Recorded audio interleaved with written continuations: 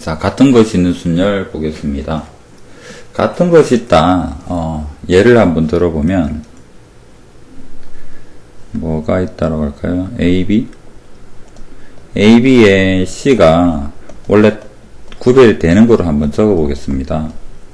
그럼 이거를 나열하게 되면 500이니까 120개가 나올 거 아니야. 예. 그런데 그 중에서 AB가 고정되어 있는 상황에서 C만 위치를 바꿔 봅시다. 그럼 AB는 앞에 두 개가 고정이 되어 있다면 C1, 2, 3을 줄을 세우는 경우가 6가지가 나오겠지. 네. 왜 6가지인가요? 라고 하면 당연히 3팩일 테니까. 네.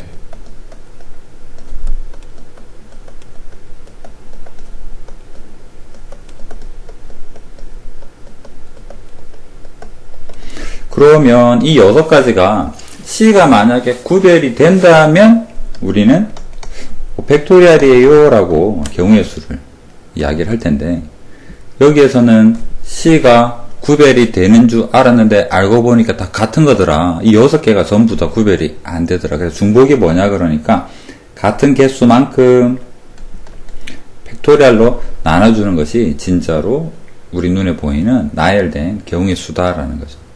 그럼 이거랑 같은 경우로 A도 2개가 있고 A 2개가 있고요. B가 만약에 3개가 있다 그러면 전체로 5개를 나열을 했을 때 이게 다 구별이 되어주면 좋은데 A끼리 자리 바꾸는 경우도 중복이 되고 B끼리 자리 바꾸는 경우도 중복이 되더라. 그렇게 해서 같은 개수만큼 나눠주는 것을 우리는 같은 것이 있는 순열의 계산 방법이다 라고 이야기를 합니다. 이해가 되겠죠? 예. 자, 대표 유형 18. 같은 것이 있는 순열.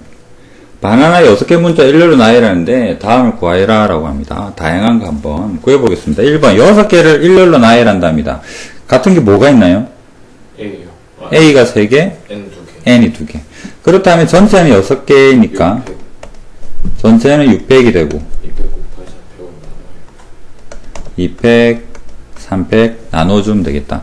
자, 같은 것이 있을 때 양 끝에다가 뭔가를 지정을 해줬네. N은 2개가 있죠. 네. 그러면 N이 왼쪽 N이랑 오른쪽 N이 구별이 안 되겠죠. 네. 그래서 자리 바꿈이라는 개념이 없고 남은 거를 나열해 주면 되는데 이 남은 것은 이 속에는 A가 3개나 들어있잖아. 300분의 300. 그래서 전체 4개, 같은 거 3개 이런 형태로 해줄 수가 있겠다. 그 다음 3개의 A가 못 이웃한다. 같은 것이 이웃하면 자기네들끼리 자리 바꿈이 없죠.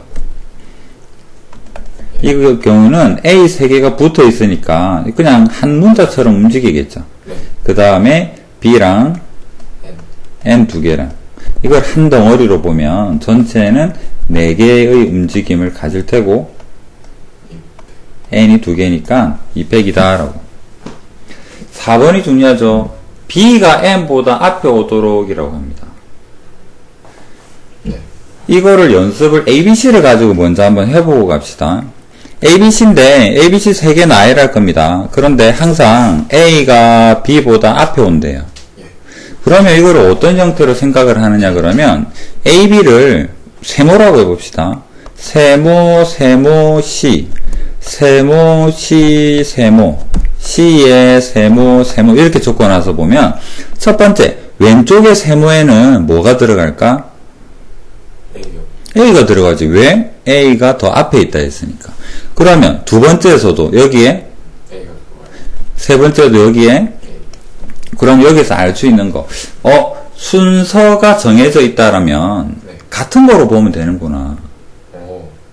순서가 정해져 있으니까 같은 거로 뭐 동그라미로 하든 한 문자 A 뭐 A로 하든 같은 것이 있고 경우를 지정을 한 다음에 왼쪽부터 정해져 있는 순서대로 넣어주면 되는 거지.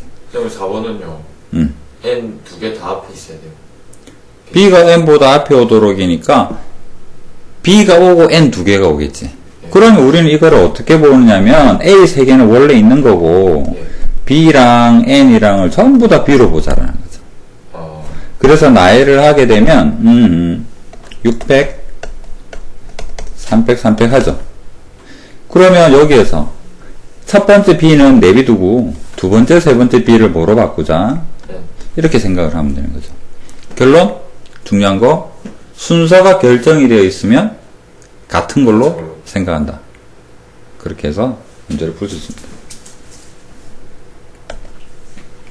자, 대표형 19번 최단 경로 수입니다. 1번 A에서 B로 가는 최단 경로라고 하는데 보기 편하게 가로를 A라고 한 표현을 해보겠습니다. 그러면 여기는 A가 되고 가로를 가는 경우는 A, 세로로 가는 경우는 B. 이렇게 놓고 보면 A에서 B를 가려고 그러면 네. 결국 가로로 6번, 세로로 4번 가야만 B에 도착하겠지. 네. 그러면 한 가지 예를 들어 볼까요? 이런 경우는 뭐랑 같느냐면 가로 한 번 가고요, 세로 한 번 가고, 가로 2번 가고, 세로 한 번 가고, 가로 한 번, 세로 한 번, 가로 2번, 세로 이렇게 적을 수 있겠죠. 그러면 A, B를 6개, 4개를 적당하게 배를 하는 이 자체가 경로를 나타내는 거잖아요. 네. 갔던 길에 대한 정보를 알려주죠. 네. 그러면 우리는 A, B를 나열하는 방법의 수가 바로 경로 수랑 같다라고 볼 수 있지 않을까. 그러면 A가 6개 있죠. 가로로. 네. 그 다음에 세로로 B가 4개 있으니까 전체는 10개의 문자를 나열하는 건데 가로로는 6개가 세로로는 4개가 있다 이렇게 볼 수가 있죠. 그래서 일반적인 경로는 이렇게 풉니다. 그러고 여기에서 이제 C점을 경유한다라고 하는 것은 곱의 법칙에 의해서 A에서 C를 가는 경우와 C에서 B를 갈 텐데 이제 한번 보았으니까 조금 빠르게 가봅시다. A에서 C를 가는 경우는 가로, 세로가 두 칸이잖아. 결국은 4개의 문자를 나열을 할 텐데 가로가 2칸, 세로가 2칸 있다. C에서 B를 가는 경우는 가로가 4칸, 세로가 2칸이지. 예. 그럼 전체는 6개 문자 나열하는 거랑 같고 가로 4개 중복이고요, 세로 2개 중복이고 이런 형태로 푸는 것이 경로의 일반적인 풀이다라는 거죠. 자, 19-1을 한번 생각을 해봅시다. 해수가 만약에 경찰이고 A에서 B로 사람들이 차를 타고 이동을 많이 하는 번화가야. 네. 음주 단속을 하고 싶어. 그래서 저기를 지나가는 모든 사람을 검문하고 싶다면 검문소를 적어도 몇 군데는 설치를 해야 될까? 예를 들면 A 옆에 여기 2군데 딸랑 이런 경우는 가능하긴 하겠지. A랑 B 지우면 안 돼요. 그러면 되긴 되지만 예.